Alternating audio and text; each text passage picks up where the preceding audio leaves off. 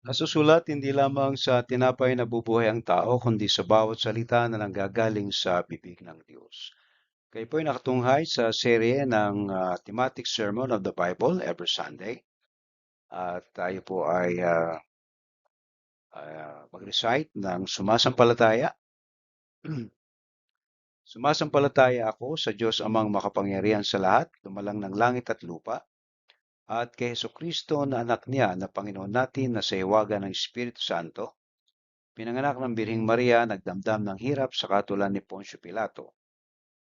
Pinako sa krus, namatay at nilibing sa ikatlong araw at nabuhay sa mga patay.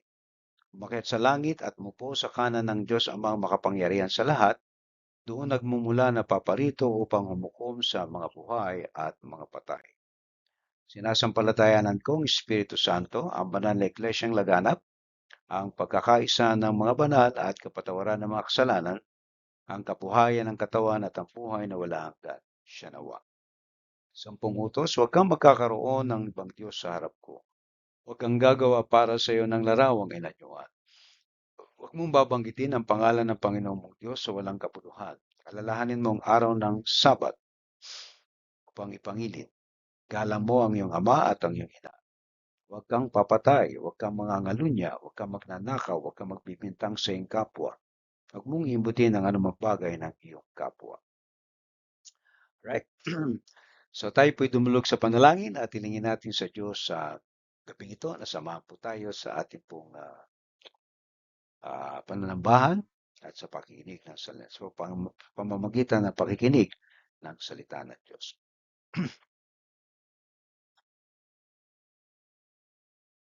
Salamat po, dakilang Diyos, sa gabing ito. Aming dalangin ang kapangyarihan ng Banal na Espiritu.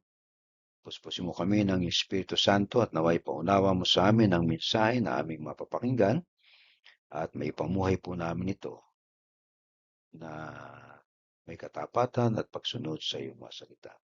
Dalangin po namin ang aming mga kapatid na nakatunghay ngayong gabi. Ikaw po magpapala at hindi naman, Panginoon, ang kapayapaan, kagalakan, ang patuloy mong ilagak sa amin sa gabi ito. Hiniling po namin, Panginoon, ang iyong patnubay sa ngalan ni Kristo Jesus na aming Panginoon at tagapagligtas. Amen. Okay? So, ang thematic sermon of the Bible ay ito po yung ating mga tema sa bawat aklat ng Biblia. At sa bawat aklat, mula po dun sa lumang tipan ay napag-aralan po natin mula sa Genesis hanggang Malakias, ang 39 books of the Bible. At sa bagong tipan naman ay ang Mateo hanggang Pahayag. So tayo po ay meron pa pong dalawang o tatlong aklat na i-cover. Ano po? Tayo po ay nasa general letters. So tayo po ay nasa 3 John, katlong aklat ni Juan. Right? Ito po yung liham ni Juan sa mga mananampalataya ng kanyang kapanahonan. So ang paksa po natin ngayon ay ang kalungang akala, hindi kailanmang ligtas. At yan po ay matatagpuan natin sa chapter 1 verse 11. Isa lamang pong chapter ito na ikatlong liham ni Juan sa mga mananampalataya. Okay? Kaya kung meron po kayong mga Biblia ay makipasa po kayo sa akin sa verse 11. Ang ari-arian ng isang mayaman ay kanyang kalungan. Akala niya ay maililigtas siya nito sa oras ng kapahamakan. Okay? Tingnan po natin may maikling background nito. Sa ikatlong Juan, sinulat po ito ni Apostol Juan kay Gayo upang purihin ang kanyang katapatan at pagka mapagpatuloy o hospitable sa mga manggagawa ng Ebanghelyo. Binabalaan niya ang simbahan laban sa mga maling pamumuno katulad ni Teotrepe na mapagmataas at tumanggi sa mga sugo ni Juan. Ipinakita naman ni Demetrio ang magandang halimbawa ng isang taong tapat sa katotohanan.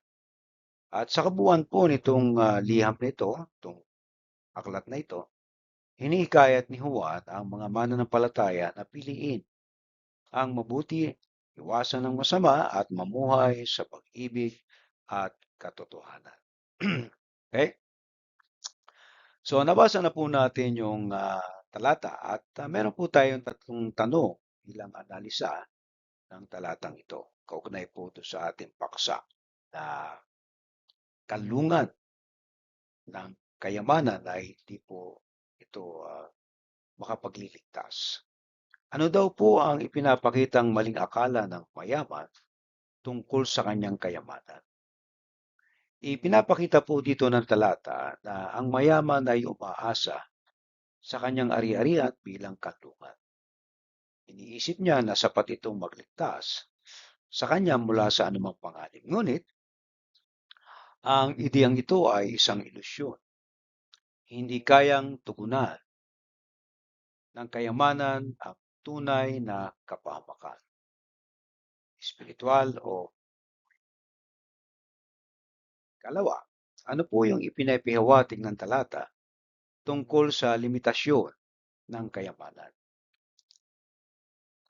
Ipinapahiwatig po ng talata na may hangganan ng kapangyarihan ng kayamanan. Maaari nitong bigyan ng pakiramdam na seguridad, ngunit hindi nito kayang pigilan ang tunay na kapahamakan. Gaya ng kasalanan, kaya ba nating bayaran ang gawa ng kasalanan? Paghatol, na kung sakaling ikaw ba ay mamatay at ikay hatulan ng Diyos na mapunta sa impyerno, kaya mo bang bayaran ito ng salapi?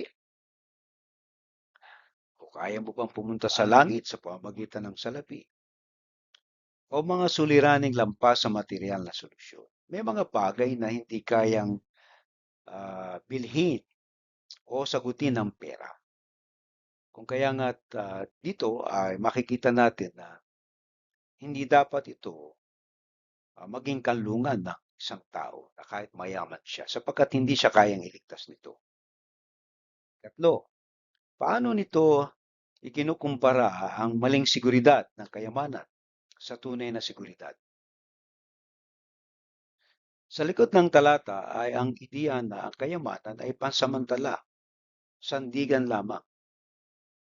Ang tunay na seguridad ay hindi nakapatay sa yaman, kundi sa Diyos. Kaya ang talata po ay nagpapahiwatig na ang pagtitiwala sa material na bagay ay mapanglinglang. Samantalang pagtitiwala sa Diyos ay matibay at totoo. So, ibig sabihin, anumang yaman ng tao ay hindi ito pwedeng maging kalungan niya para mabuhay siya sa habang panahon. Dahil ang yaman po ay nauubos at lumilipas, sabi nga po natin. Okay? So ngayon, balik po tayo doon sa ating paksa. Kalungang akala, hindi kailanman ligtas. Okay? Mayroon natin na po tayong kwento patungkol sa taong mayaman. At yan po ay nakasaad sa Biblia. Sabi ng mayaman, sa dami ng kanyang ani, ay gigibain ko itong aking kamalig at magtatayo ko ng mas malaki. At doon ko ilalagay ang aking mga ani at sasabihin ko sa aking kaluluwa, ayan, mayaman ka na. Kaya magpakasaya ka na habang buhay. So, tinalaw siya ng Diyos sa gabi at sa panaginip niya, sabi sa kanya ng Diyos, isa kang hangal. Kukunin ko ang buhay mo. Sino makikinabang ngayon ng mga inipon mo ng yaman mo? So, itong kwentong ito ay magbibigay sa atin ng practical na aral na ang yaman ay hindi po katiyakan ng kaligtasan. Subalit maraming tao pa rin ang naghahangad na yumaman at hindi lamang yun, kundi naging makasarili. At meron tayong mga ilang kwento ng mga tao na yumaman na madiskubre nila ang dahilan ng kanilang pagyaman ay naging silang mga pilantropo at sila'y nakatulong. Ngayon, ano po ang dapat nating gawin kung ang yaman ay hindi po tamang kanlungan at hindi ito makapagliligtas? Okay? Are you ready? 1. Huwag umasa sa kayamanan bilang pangunahing seguridad. Hindi masama ang pera pero hindi ito tunay na tagapagligtas. Ang pera ay maaaring maubos, mawala, o hindi sapat sa oras ng matinding problema. Kaya ito po ay masasabi natin na maling kanlungan. Okay? Kaya tinuturuan tayo na huwag umasa sa yaman. Ano po? At may mga tao na po na talagang nagkamal ng mga salapi pero natuklasan nila na parang may kulang. Okay? Kaya yung mga kakulangan na yan ay hinanap nila at nadiskubre nila na kailangan pala nila ang Diyos sa buhay nila. Kalawa, na gagawin natin, ituon ang pagtitiwala sa Diyos, hindi sa yaman. Okay? Ang tunay na kapanatagan ay nagmumula sa Panginoon, hindi sa ari-arian. Gumawa ng mga desisyon sa buhay na nakabatay sa pananampalataya, hindi sa takot na mawawalan. Kung mapupuna po nyo ating puntos ay kapanatagan nagmumula sa Panginoon. Kung sa Panginoon nagmumula ang kapanatagan, ibig sabihin yan, sa Kanya tayo lalapit. Bakit hindi sa ari-arian? Ibig sabihin, ito po yung ilusyon na inaakala ng mga tao. Kapag marami kang pera, marami kang ari-arian, ikaw ay secure na. Nagkakamali po tayo sapagkat hindi po yan ang itinuturo ng banal na kasulatan. Ang ating pong mga desisyon sa buhay na nakabatay sa pananampalataya, ito po ang tunay na magbibigay ng kapanatagan, hindi po ang pera. Okay? Marami kang pera pero wala ka namang kapayapaan. Hindi ka panatag at ikaw ay may karamdaman. So, hindi ka rin mapabuti. Okay? Ikatlo, gamitin ang kayamanan na may pananagutan at layunin maka-bless ng iba. So, siguro yung layunin na tayo ay kung payayamanin ng Diyos, ang purpose niyan ay makatulong sa iba. Imbes na gawing kanlungan, gawin itong kasangkapan para tumulong at maglingkod at maging mapagbigay sa nangangailangan at sa gawain ng Diyos. Yung mga kilala pong tao, personalidad sa panahon natin ngayon, na mga nagsiyaman at nakita nila na sobra-sobra sa kanila ito, kaya ang ginawa nila ay nagkawang gawa sila. Katulad ni Bill Gates, siya po yung co-founder ng Microsoft na nagtatag ng Bill and Melinda Gates Foundation. Isa po sa pinakamalaking charitable organization sa mundo. Yan po ay nakatuon ang kanyang pamana sa pagpapabuti ng global health. Pagbabakuna, paglaban sa kahirapan, edukasyon, at mga inisyatibong pang-klima. Nangako siyang ibibigay ang halos lahat ng kanyang yaman sa kawang gawa. So, yan po yung kanyang naging layunin.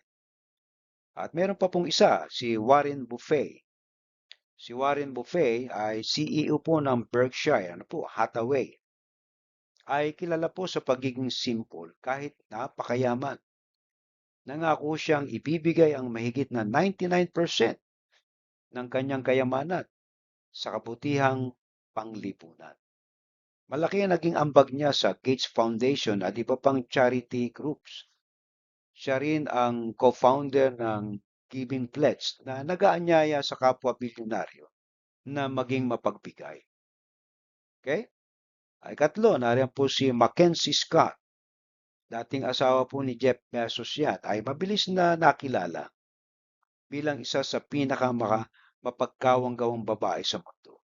Nagbibigay po siya ng bilyong-bilyong dolyar ng walang kondisyon sa mga organisasyon tumutulong sa edukasyon, pag-ahon sa kahirapan, racial equity, development ng komunidad, at sining. O, kilala siya sa tahimik ngunit napakapusilak na klase na pagbibigay. So dito makikita po natin itong mga tatlong tao lang 'to, pero marami sila. Si Bill Gates, si Warren Buffett, si Mackenzie Scott. So, hindi nila ito ginawang kanlungan. Bagkus, yung 99% nga, binibigay pa nila eh. Dahil sa dami po ng kanilang pera. Kaya ang aral po sa atin dito, yung maging magpagbigay sa nangangailangan at sa gawain ng Diyos. Pero ang tanong, paano ako makapagbibigay kung wala naman ako? Ay yung pwede ka magbigay yung ayon sa pinapasya ng puso mo at ayon sa kakayahan mo.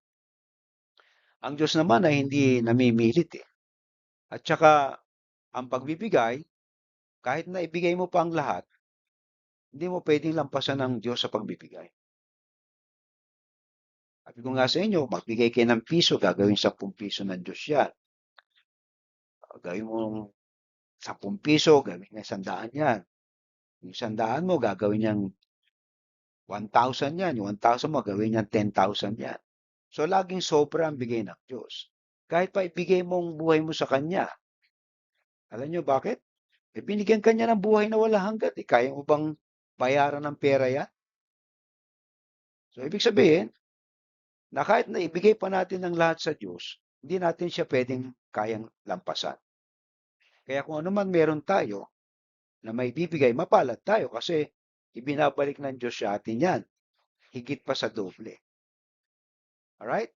Kaya, imbis na maging kalungan natin ng mga bagay nito, maging kasangkapan siya sa pagtulong sa ating kapwa.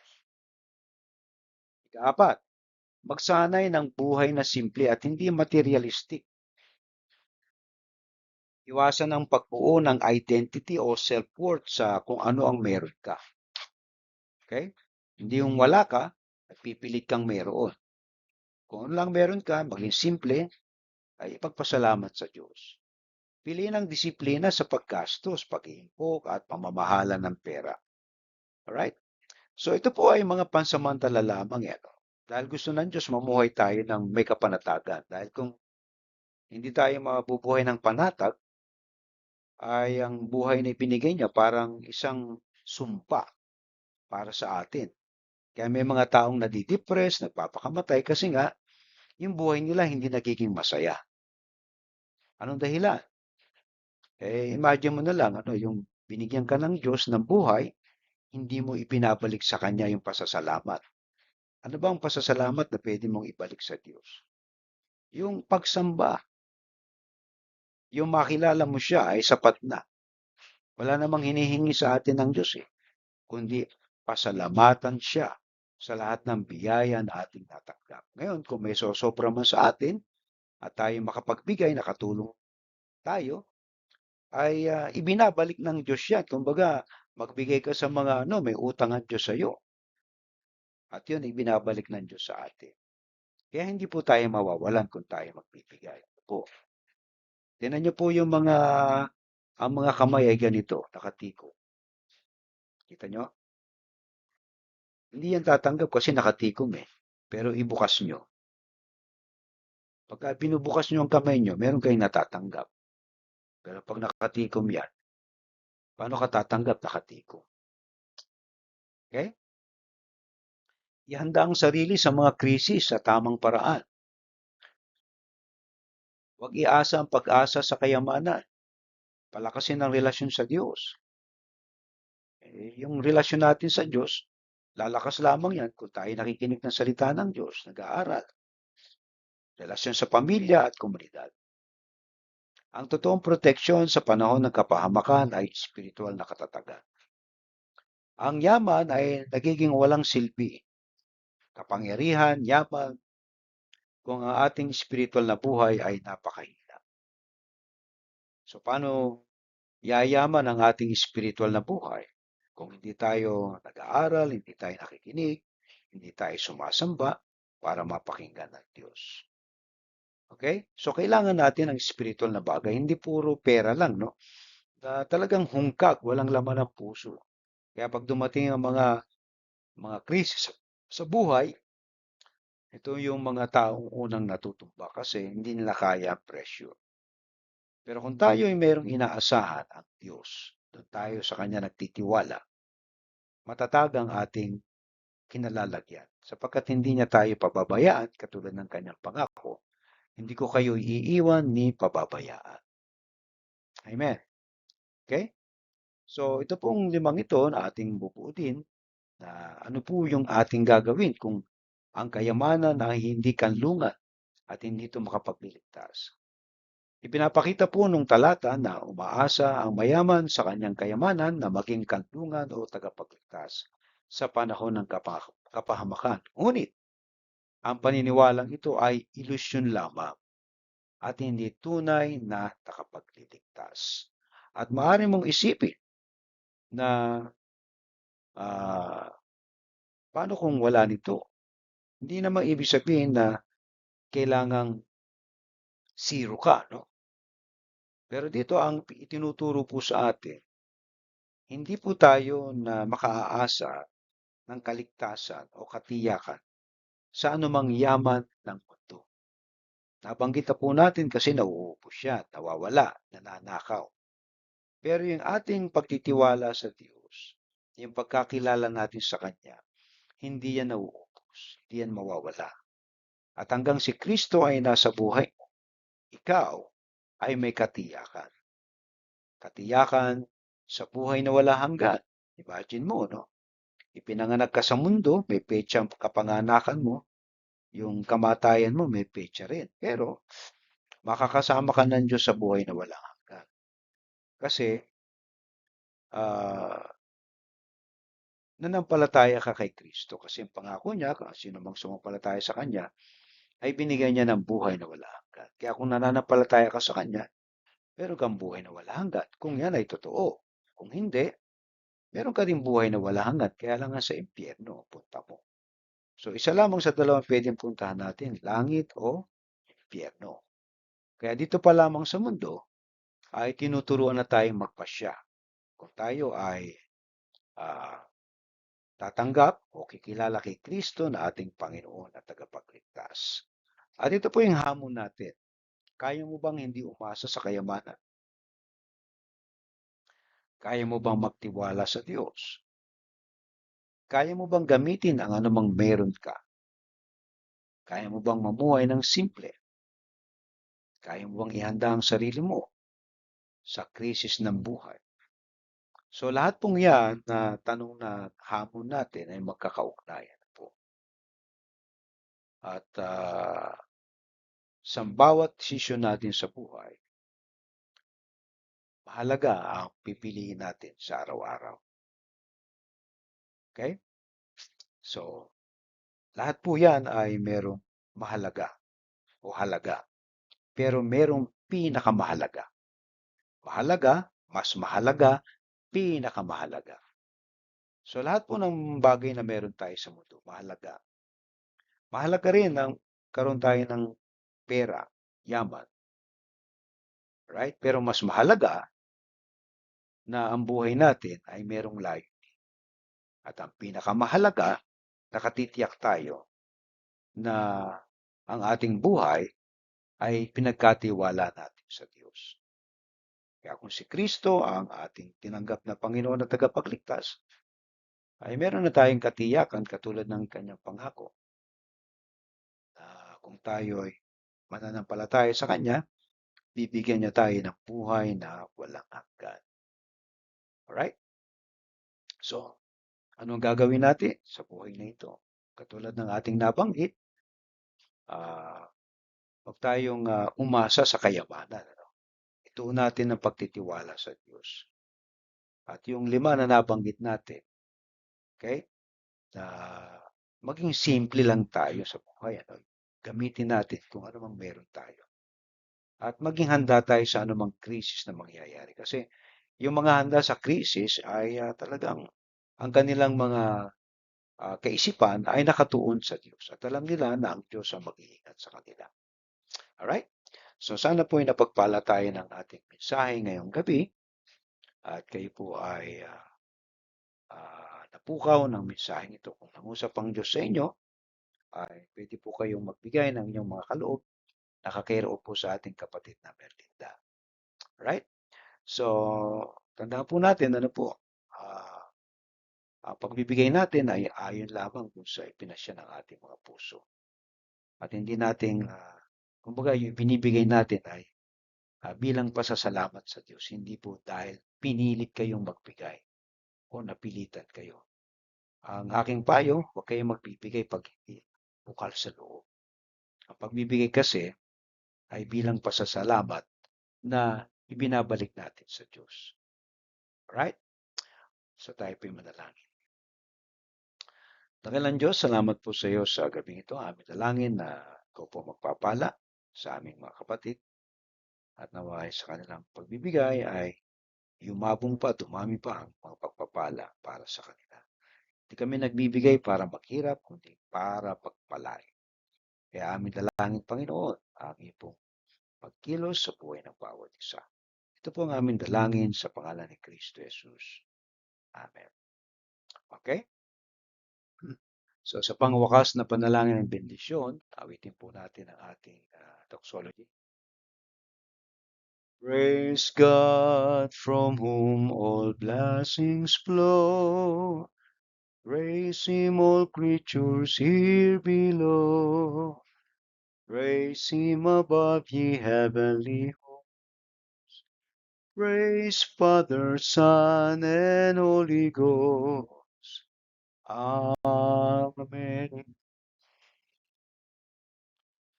Pagpalain ka nawa at ingatan ni Yahweh, kabagan ka nawa at subaybayan ni Yahweh, inapin ka nawa at bigyan ng kapayapaan ni Yahweh. Tatlo pong amen. Amen. Amen.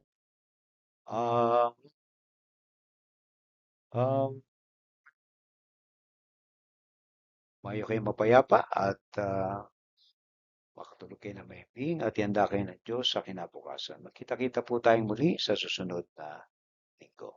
God bless you.